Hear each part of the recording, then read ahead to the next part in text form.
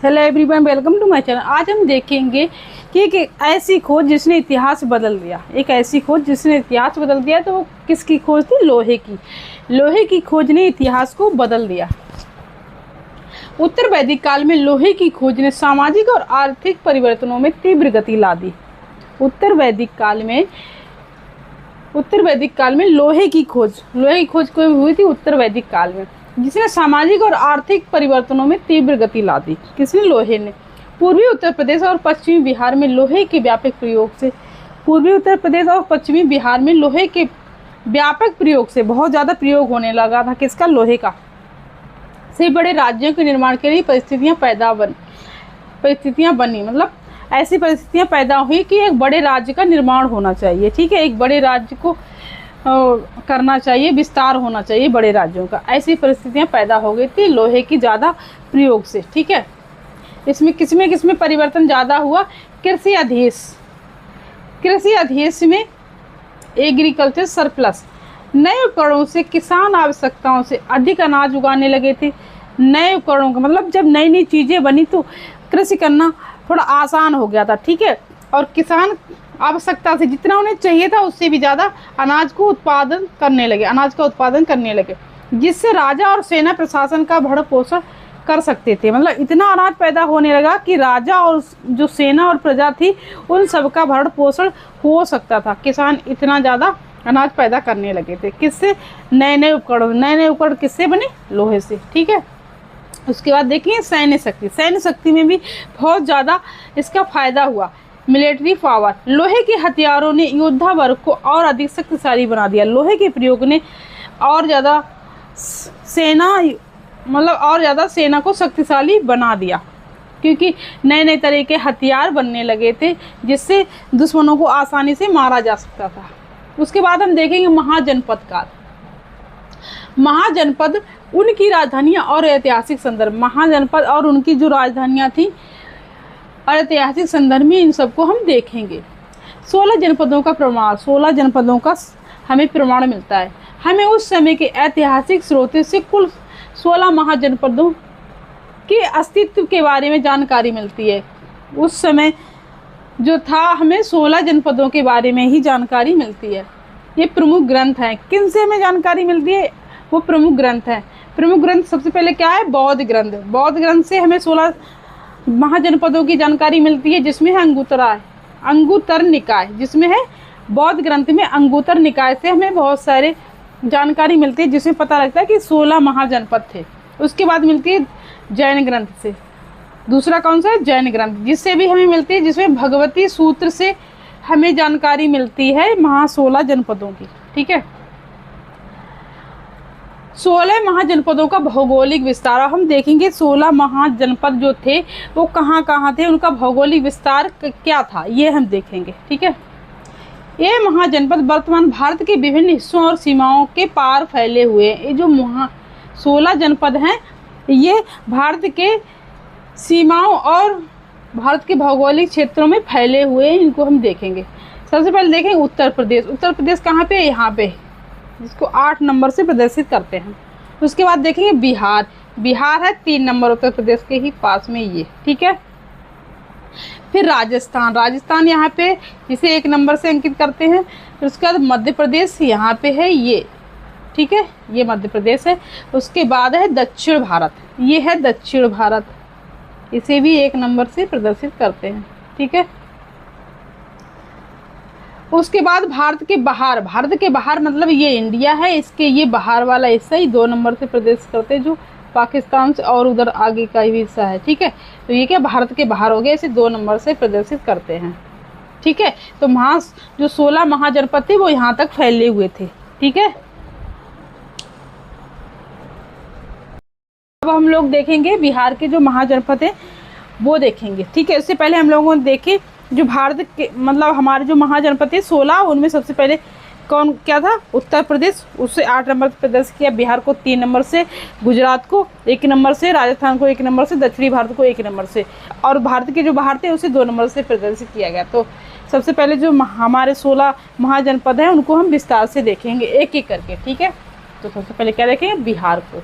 ठीक है, बिहार के जो महाजनपद हैं कितने? 3, इनको हम देखेंगे।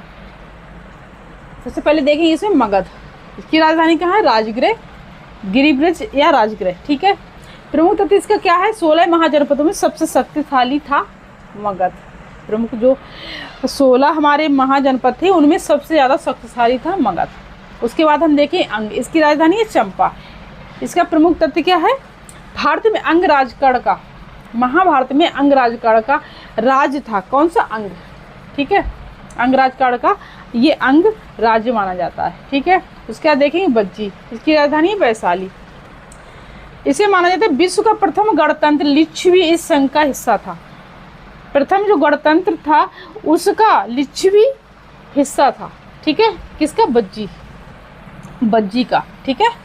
ये है हमारा बिहार का मैप, यहाँ पे है ये बज्जी, उसके बाद ये है अंग, यहाँ पे है मगध, ठीक है।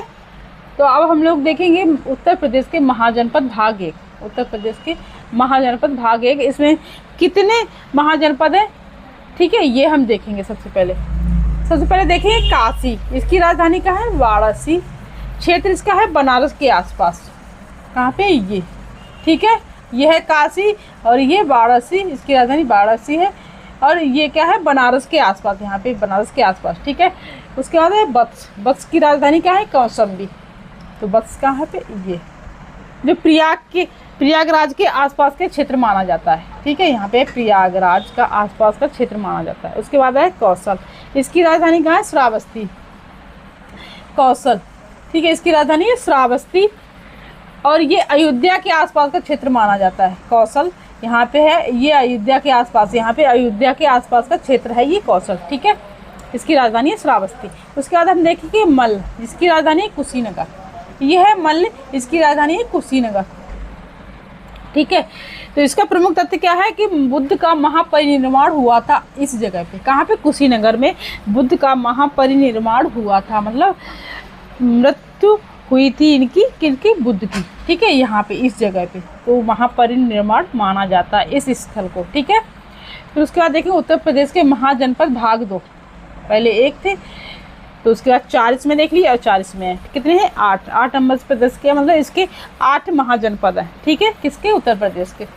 तो अब उसके बाद दूसरे भाग में देखेंगे हम लोग पांचाल।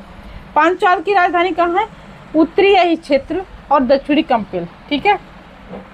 ये है पांचाल और ये काम्पिल आही क्षेत्र, ठीक है। यहाँ पे है ये पांचाल, ठीक है।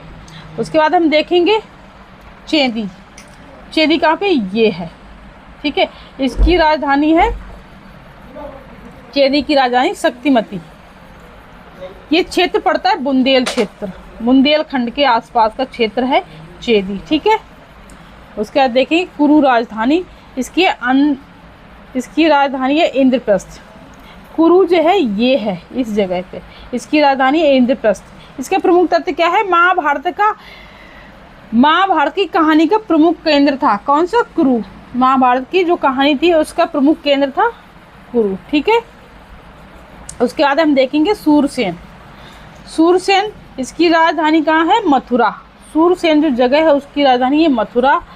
और यहाँ पे क्या है? भगवान श्री कृष्ण का जन्म हुआ था। कहाँ? मथुरा में, ठीक है। तो भगवान श्री कृष्ण की ये जन्मभूमि मानी जाती है, ठीक है। अब हम लोग देखेंगे मध्य एवं पश्चिमी भारत के महाजनपद।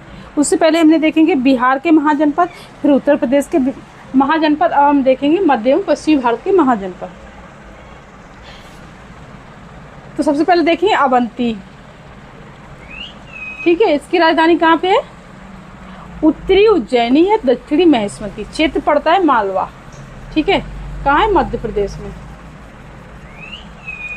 फिर देखेंगे मत्स्यराज। कौन सा है? मत्स्यराज कहाँ है? राजस्थान में। राजधानी है विराटनगर और ये पड़ता है जयपुर के आसपास। कहाँ पे पड़ता है? जयपुर के आसपास मत्स्य, ठीक है। फिर उसके बाद देखें दक्षिण भारत का एकमात्र महाजनपद। दक्षिण भारत ये है, यहाँ पे एकमात्र महाजनपद कौन था? अस्मक। एकमात्र महाजनपद है अस्मक। इसकी राजधानी है पोटन या पोटली, ठीक है। अद्वितीय तथ्य इसका क्या है? दक्षिण भारत में स्थित एक ऐसा महाजनपद, ये दक्षिण भारत में स्थित एक ऐसा महाजनपद है जो गोदावरी नदी के तट पर फैला हुआ है।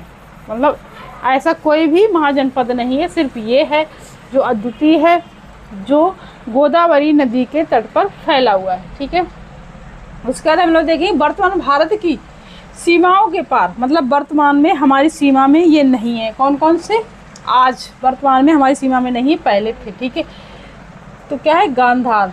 गांधार कहाँ है, इसकी राजधानी है तक्षशिला। गांधार की राजधानी कहाँ है, तक्षशिला। ये प्राचीन विश्व में शिक्षा का महान केंद्र था। कौन सा, गांधार। पहले प्राचीन समय में ये विश्व का शिक्षा का महान केंद्र था। इसकी राज क्षेत्र क्या है, रावलपिंडी, जो पेशावर में, और ये कहाँ पड़ता है, पाकिस्तान में। वर्तमान में पाकिस्तान में पड़ता है रावलपिंडी, और क्षेत्र पड़ता है रावलपिंडी और पेशावर। ठीक है, पेशावर कहाँ है, वो पाकिस्तान में। ठीक है, वर्तमान में पाकिस्तान में पड़ता है। उसके बाद देखें हम कम्बोज। इसकी राजधानी है हाटक। इसकी राजधानी कहाँ है, कम्बोज की हाटक। उत्तर पश्चिमी पाकिस्तान और अफगानिस्तान में पड़ता है। क्या, कम्बोज। वर्तमान में ये पाकिस्तान और अफगानिस्तान में पड़ता है। उत्तर पश्चिमी पाकिस्तान और अफगानिस्तान में पड़ता है। ठीक है, थैंक यू।